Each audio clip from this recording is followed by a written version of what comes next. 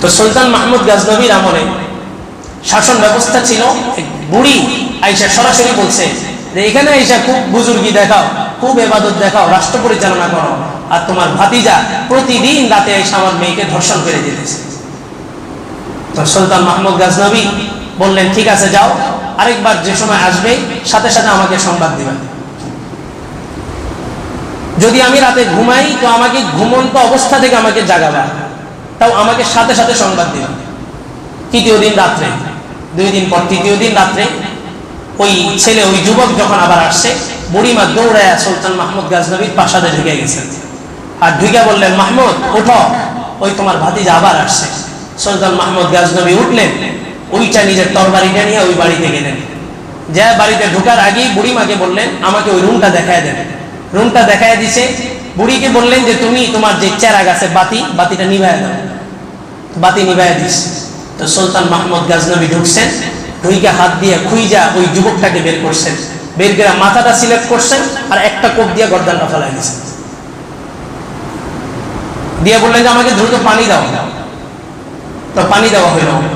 ওই বুড়ির আরেকটা ছেলে ছিল ওই ঘরে, ছেলে এই দৃশ্য দেখা পানি চাইছে। পানি দেওয়ার পরে বললেন যে লাইট জ্বালাও, বাতির ব্যবস্থা করো। বাতির ব্যবস্থা করা হলো। সুলতান মাহমুদ গাজনবী বললেন যে আলহামদুলিল্লাহ, সমস্ত প্রশংসা ওই আল্লাহ, যিনি আমাকে আমার পরিবারের উপরে কোনো অপবাদ আশা রাখ থেকে আমাকে সতর্ক করছেন। জিজ্ঞাসা করা হলো আপনি হঠাৎ করে পানি চাইলেন, লাইট চাইলেন, আবার আলহামদুলিল্লাহ বললেন, কি কারণ?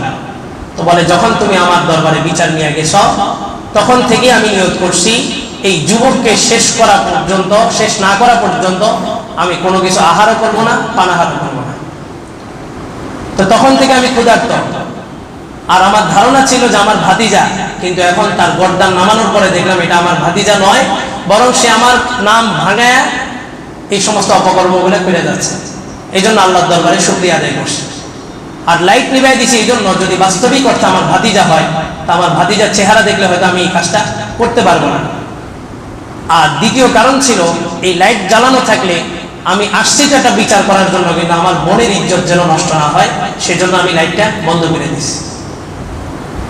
আজকে দেখবেন এই সমস্ত শাসন ব্যবস্থার বিপরীতে যে শাসন ব্যবস্থা দাঁড় করানো হয়েছে, নারী যদি ধর্ষিতা হয় তো ওই নারী সবচাইতে ভয় করে যে মামলা দিতে গেলে তো আমার ইজ্জত সব শেষ।